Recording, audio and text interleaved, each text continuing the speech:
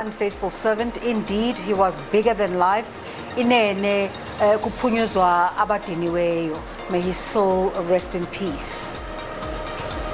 Uhuru Muyiwa says the greatest spiritual spear has fallen. The cross of fighter for human justice has fallen. Let us pick it up to carry Archbishop Mvumelwano Tutu's burden of justice for all, food for the hungry and equality for the downtrodden. Rest in peace, the People's Arch.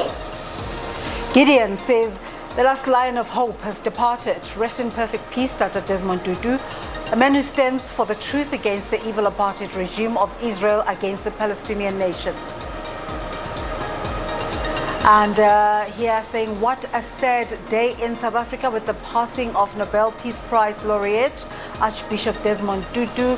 I remember meeting with the Arch at Gqeberha Airport right before leaving for my Erasmus in Belgium 10 years ago. And those are all the tributes that are coming in from our viewers in regards or with regards to the passing of Archbishop Mvumelwano Desmond Tutu.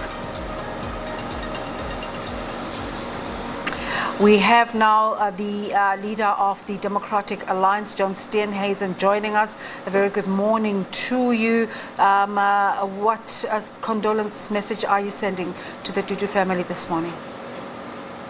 Obviously, our deepest condolences to Leah, Tutu, and the rest of the family on the passing of a South African icon, a man who strode the South African stage very, very large, big role in fighting apartheid, bringing freedom to South Africa, but then serving as the moral conscience of our nation over the last few decades and never being afraid to speak out about what he saw was going wrong, but also preaching tolerance, respect, peace and forgiveness.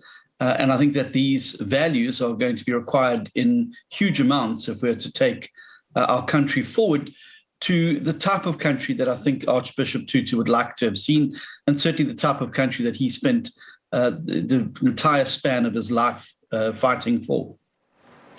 He, in his later life and to the end of his days, he moved to Cape Town. Did you make use of his intellect, his wisdom as a party in terms of devising strategies for this area? Well, as you know, he's one of the few people who got the freedom of the city of Cape Town.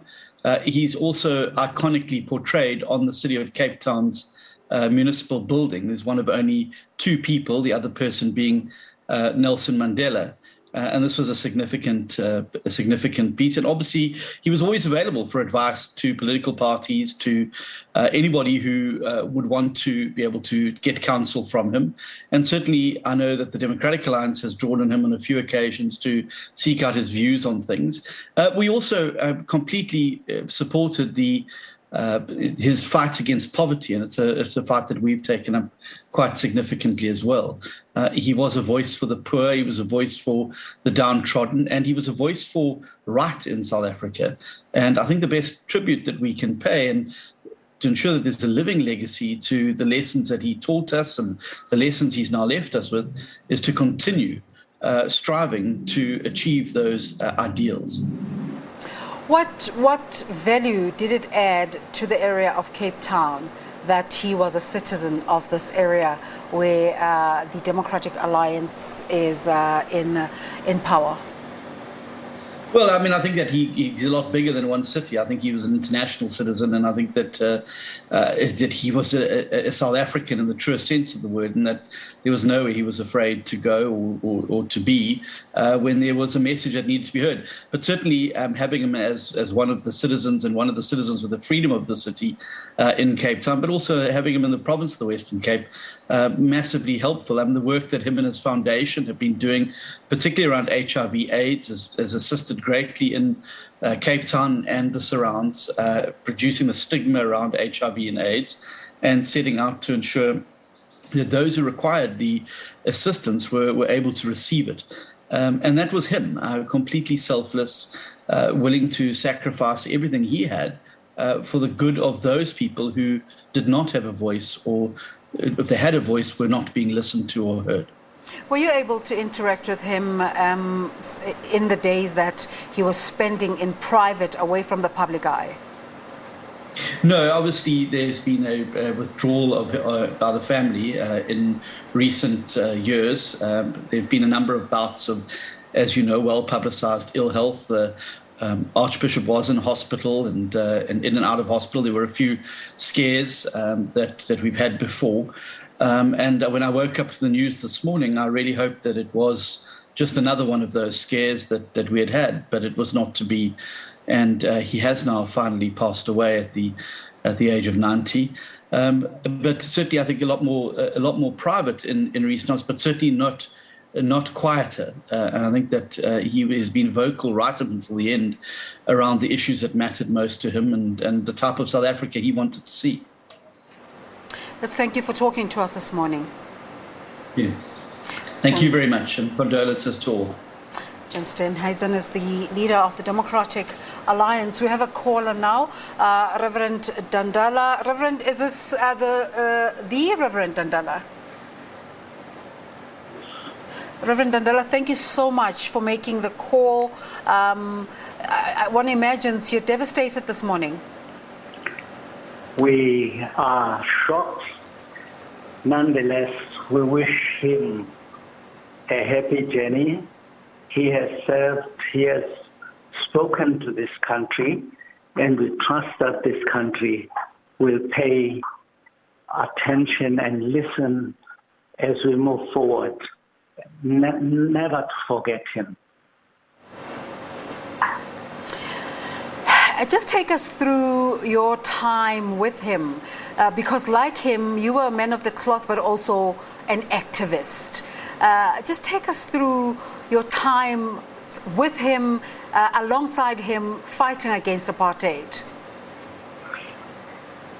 Desmond Tutu was the kind of person who never allowed you to feel intimidated by his presence. He felt that he needed you to feel that you were contributing to the fall of apartheid. I salute him because he embraced you. He made you to really understand that what you were doing was not just for yourself, but you were doing something that belonged to the whole nation.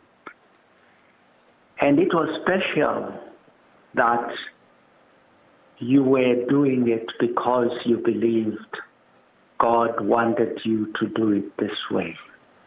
We salute Desmond Tutu.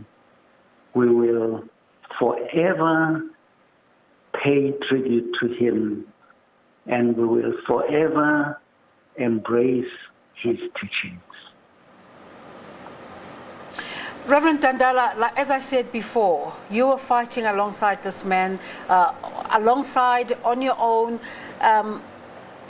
Just in terms of your thoughts about the value of the fight that you fought against apartheid, just juxtaposing that against the way our democracy has panned out, and if that fight was worth it.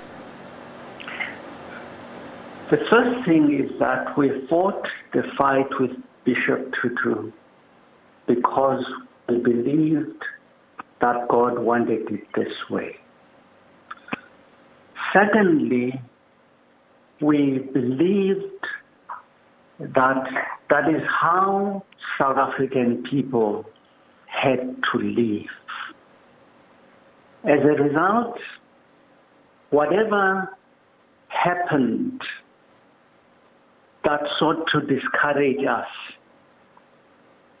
we played down, we ignored it because we believed it was wanted by God. We believed that God wanted us to fight a good fight. But now, today, sometimes certain things don't go the way we had thought. This is why we leave it in the hands of God, still believing that the right will happen at the end.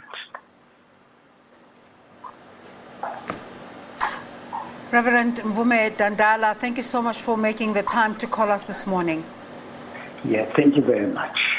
Quite an honor really speaking to him. We also have voice notes that have been sent through.